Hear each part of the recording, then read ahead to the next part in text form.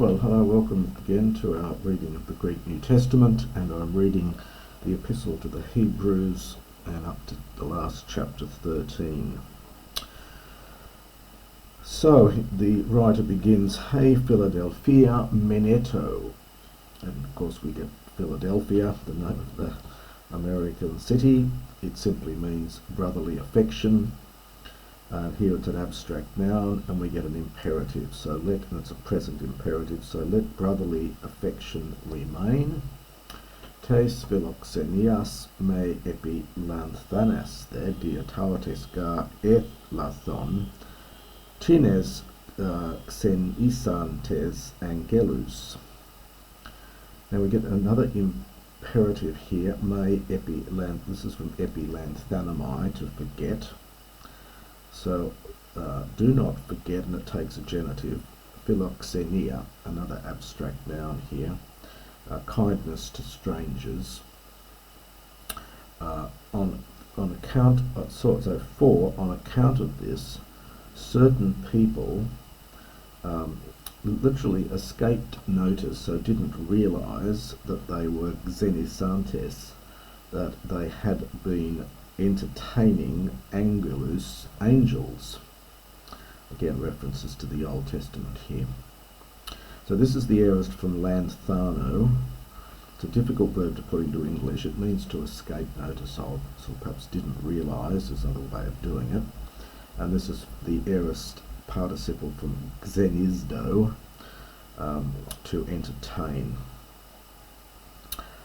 Mimnes geste ton desmion hos sun dedemenoi, ton kakukumenon, hos kai autoi ontes en somati. Remember, and this, again, verbs of remembering take a genitive, so remember the desmion. Desmios is a prisoner, so remember the prisoners. And then we get hos with a participle. It's as though you understood, were incarcerated with them, that you were tied up with them, from sundeo. Perfect passive participle here. And then we get a comma here, so again after this, remember those who are being ill-treated. This is from kakukio. Kakukio, I should say. It's a passive here, so kakukeo, it's an epsilon verb contract. So in those being ill-treated, hos kai autoi ontes en somati, this is a funny expression here. It says, since you yourselves also understood, being literally in the body. So it must mean something like, since you also are human beings, and so you can appreciate the suffering that they're going through.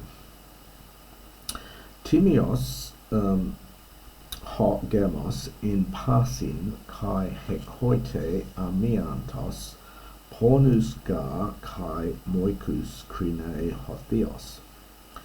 We've got to supply an imperative of the verb to be here, I think. So let marriage be honoured in passing among everyone, and let the koite is the bed, hence the marriage bed, and it's often used as a periphrasis for sexual intercourse. So let it be amiantos. This is just an adjective. It's alpha privative, plus this root is from mionamai, to defile, and so this is a two-termination adjective because it's got two components, the alpha privative and the miantos, and hence it ends in os here, even though it's used with a feminine noun. So let the marriage bed be undefiled. Now God, krine, note the accent here so we know it's future, will judge pornus, prostitutes, and moikus, adulterers. Philaguros hot tropos, no verb in this, so again you've got to supply an imperative from the verb to be. So let your nature, or your manner, let your nature be. This is interesting, so it's philaguros, free from the love of money. Again, a compound adjective with the alpha privative, the phil root, and the arg root here, argyros root. So free from the love of money. This is only here in the New Testament and in 1 Timothy 3. Akumenoi tois parusin. Hutos gar ereken ume se ano udi ume se enkatalipo.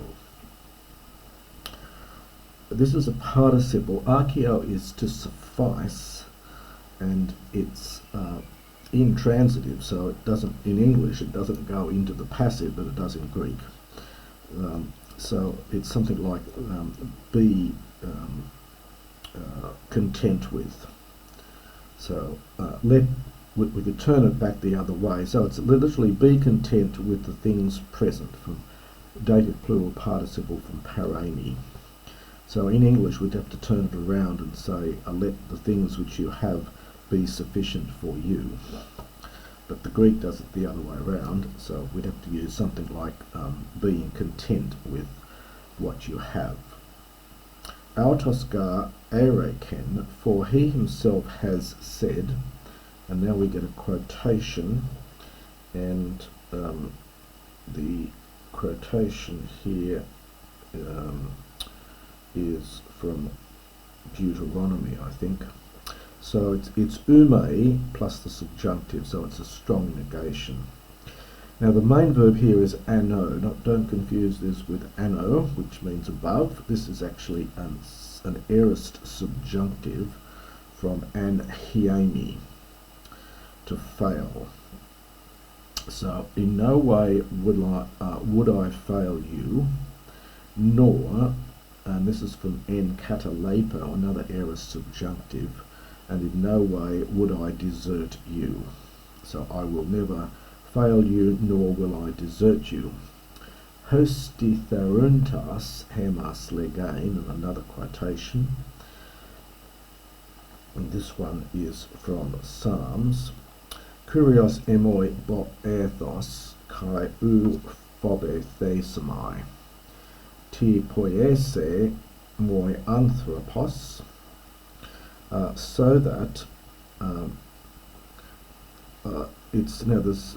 You really need to supply some other verb here, but it's hosty plus the infinitive. So all this with the result that us taking courage, from thareo, being bold, taking courage to say.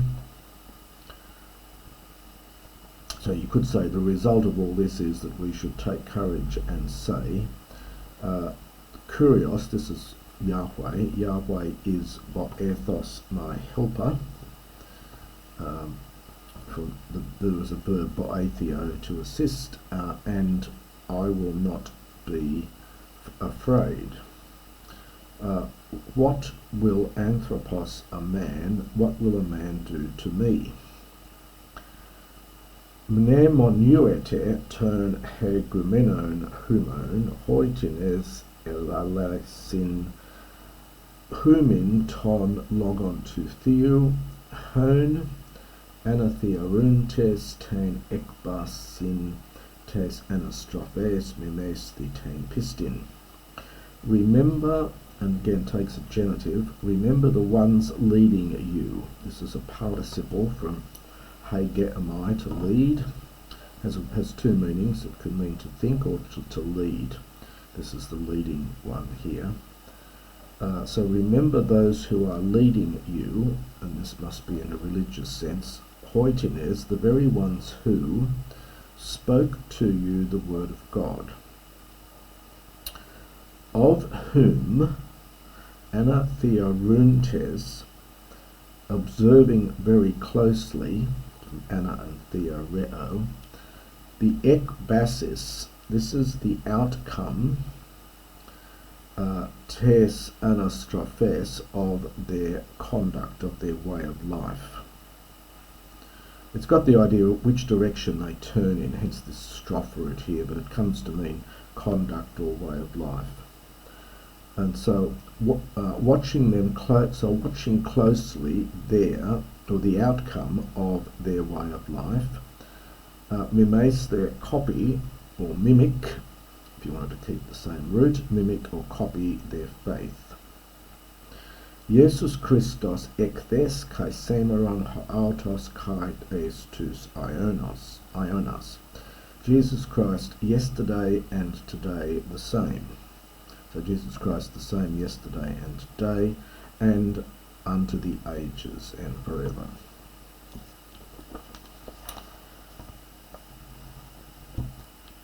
Didakais poi kilais kai xenais me paraphereste. Another imperative here, so do not be led astray. This is from para and pharaoh, and it's the passive. So do not be led astray with poikilais didakais, with intricate teachings, literally. Poikilos is a lovely word with a huge range of meanings. It can mean clever, intricate, complicated. It's used of paintings. The poikila stoa in Athens, for example, the painted stoa.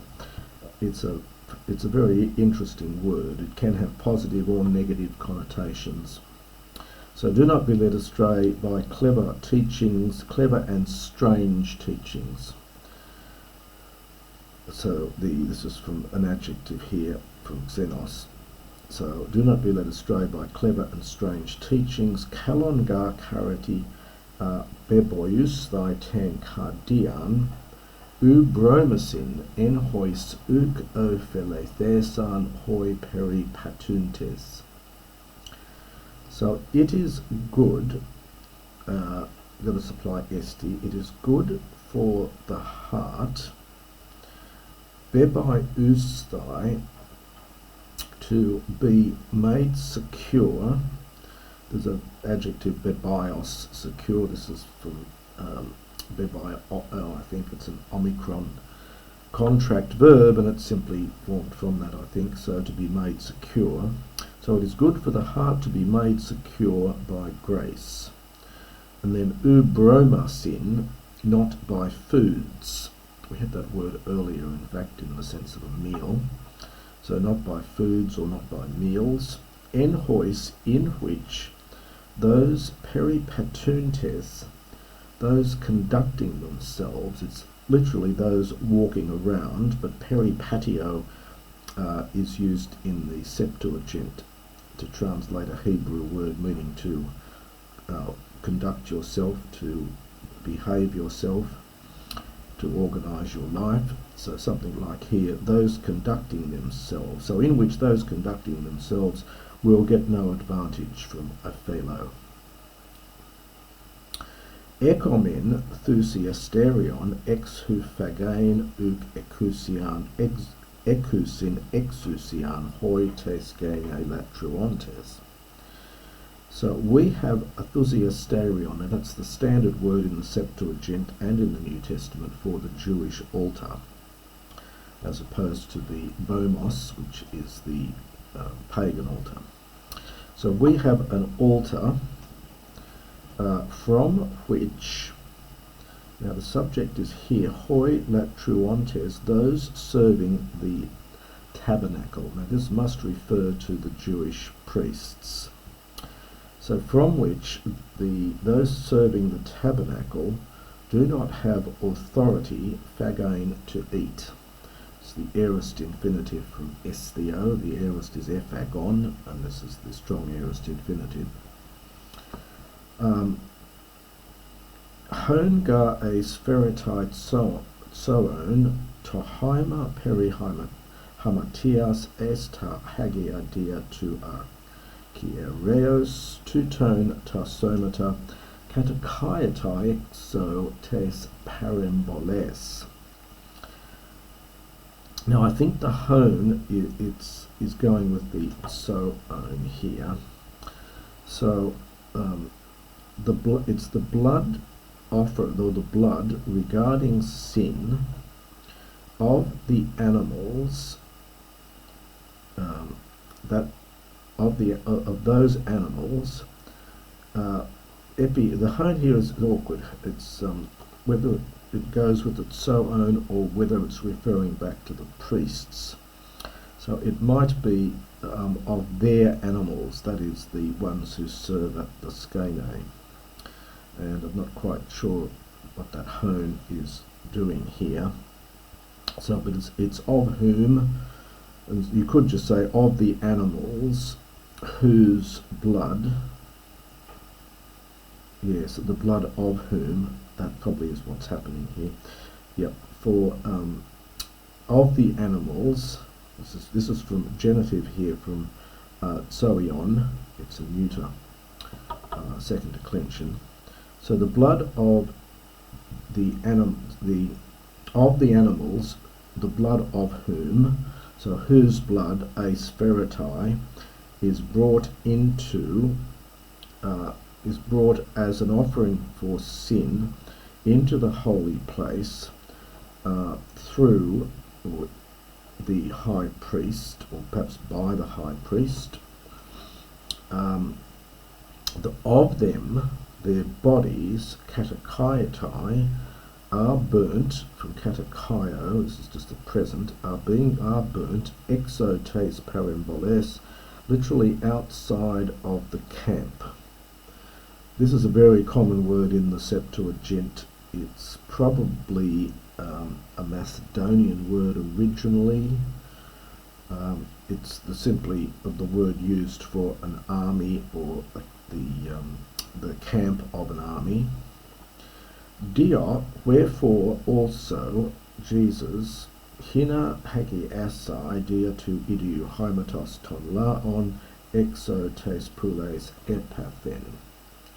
So again, the writer here likes to see symbolism in and metaphor in lots of things, and that's what we're getting here. So wherefore also Jesus, in order that he might make pure, from hagiasdo, era subjunctive, the people through his own blood, epathen, from pasco, he suffered, exotes poules, outside of the gate. This is the gate of the city. Toinun ex erkomatha prosauton exotes paramboles ton one dismonal tu ferontes. Therefore, hortatory subjunctive, let us go out to him outside of the camp, bearing his reproach. Uga egomen hodi menusan polin alaten melusan etsetumen. For we do not have a city remaining here, but epitsetumen we seek, and we get ten melusan, we're going to supply polin, the city which is about to come. Di autu, and in brackets un, anapherum enthusian I nesios diapantos to theo, tutestin carpon kai leon, homologun ton to onomati autu. On account of him,